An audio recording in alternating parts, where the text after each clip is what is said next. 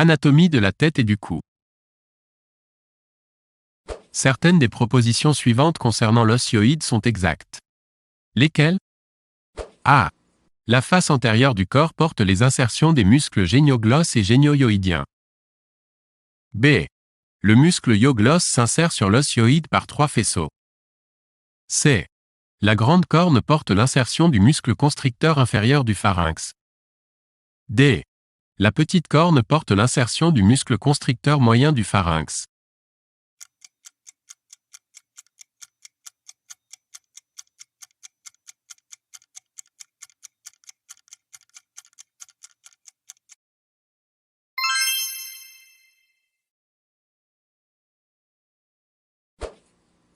Certaines des propositions suivantes concernant le muscle sternocléido-mastoïdien sont exactes. Lesquelles? A. Le chef cléido-occipital est le plus profond des 4 chefs du muscle sternocléido-mastoïdien. B. Ces insertions claviculaires se situent près du bord postérieur du tiers médial de la face supérieure de la clavicule. C. Ces insertions inférieures sont séparées par un triangle qui répond en profondeur à la veine jugulaire interne. D.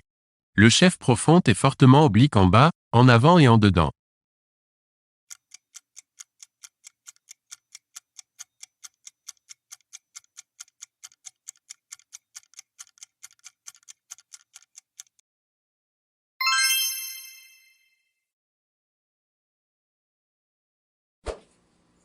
Certaines des propositions suivantes concernant les muscles scalènes sont fausses.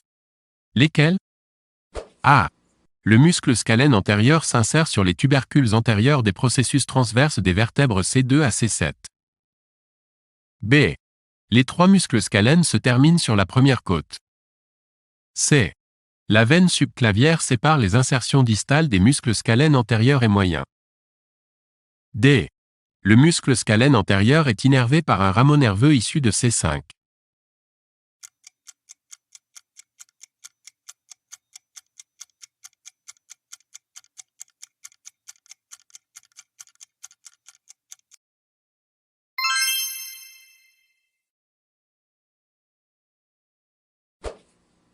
Certains des éléments ci-dessous sont des rapports antérieurs du muscle scalène antérieur. Lesquels? A. Artère thyroïdienne inférieure. B. Nerf laryngé récurrent. C. Nerf phrénique. D. Artère cervicale ascendante.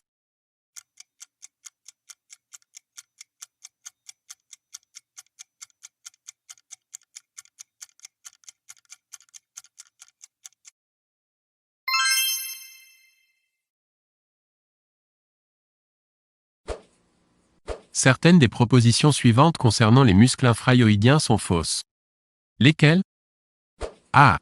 Le muscle sternocléido-hyoïdien s'insère sur le bord inférieur de la grande corne de l'os hyoïde. B. Le tendon intermédiaire du muscle homohyoïdien est situé en regard de la veine jugulaire externe. C. Les muscles sternocléido-hyoïdiens et homohyoïdiens sont engainés par l'aponévrose cervicale superficielle. D. Le muscle sternothyroïdien limite le losange de la trachéotomie en haut et en dehors.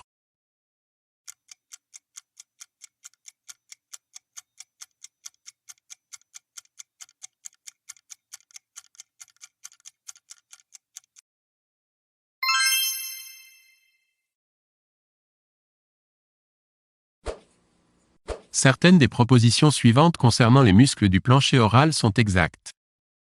Lesquelles? A.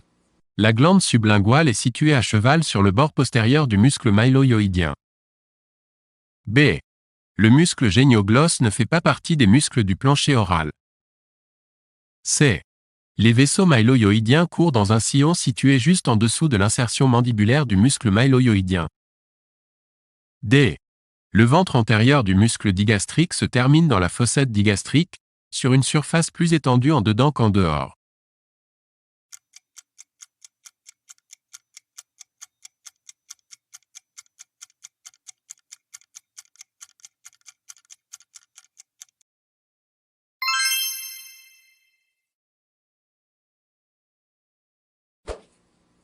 Certains des éléments ci-dessous naissent dans l'espace rétrostylien. Lesquels? A. Nerf laryngé supérieur. B. Nerf laryngé récurrent. C. Branche interne du nerf accessoire, ou nerf spinal, 9. D. Les collatérales de l'artère carotide externe.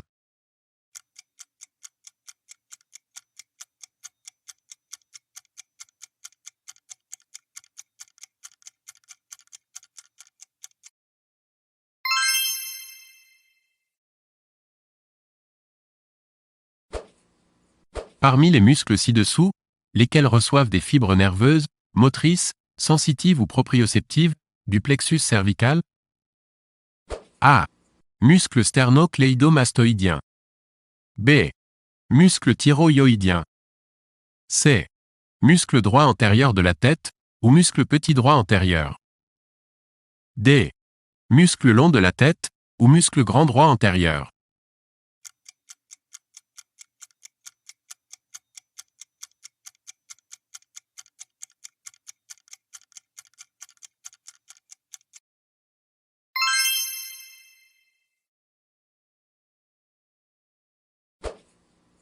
Parmi les éléments ci-dessous, lesquels délimitent le trigone de l'artère vertébrale? A. Muscle scalène antérieur. B. Muscle scalène moyen.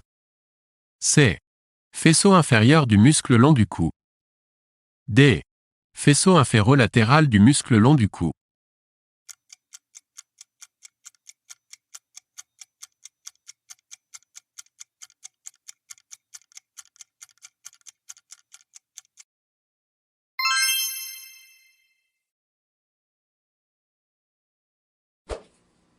Certaines des propositions suivantes concernant le larynx sont exactes. Lesquelles? A. Le larynx se projette sur le rachis cervical entre C2 et C5. B. Il s'ouvre en haut et en arrière dans le laryngopharynx.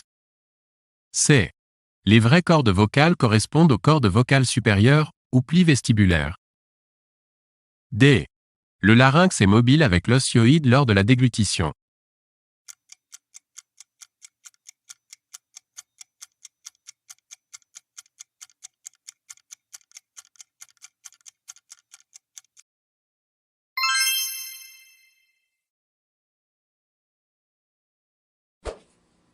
Certaines des propositions suivantes concernant le cartilage thyroïde du larynx sont fausses. Lesquelles? A. Le cartilage thyroïde s'articule avec l'osioïde. B. La petite corne est recourbée en bas et en dedans.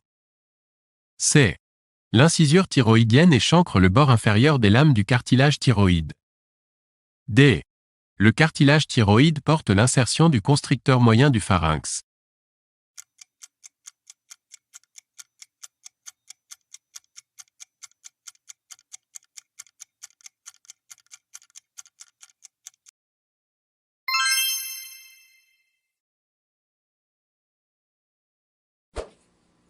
Certaines des propositions suivantes concernant le cartilage cricoïde du larynx sont exactes.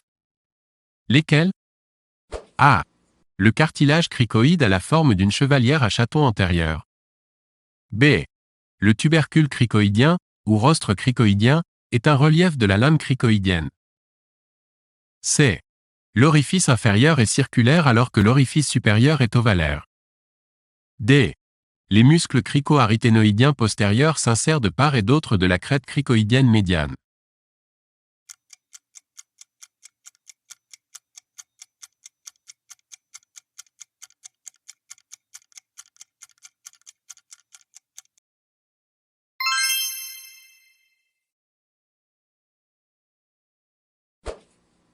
Certaines des propositions suivantes concernant les muscles prévertébraux cervicaux sont exactes. Lesquelles? A.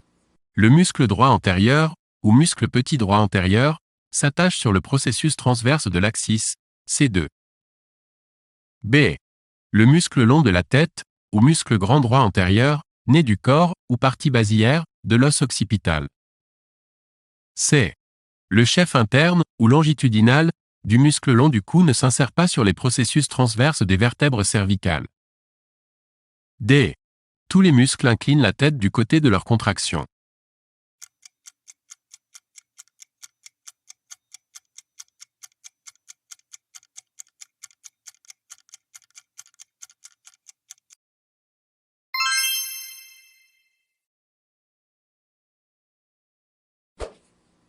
Parmi les muscles du larynx ci-dessous, lesquels s'insèrent sur le processus musculaire du cartilage aryténoïde?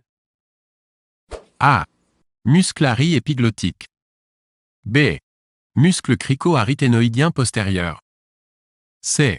Muscle thyro-aryténoïdien externe. D. Muscle thyro-aryténoïdien supérieur.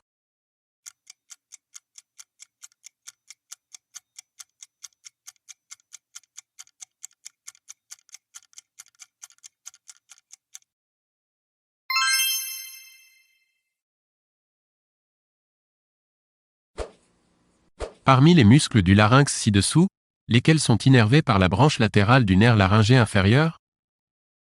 A. Muscle crico-aryténoïdien postérieur.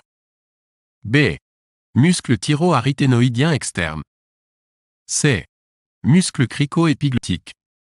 D. Muscle crico-aryténoïdien latéral.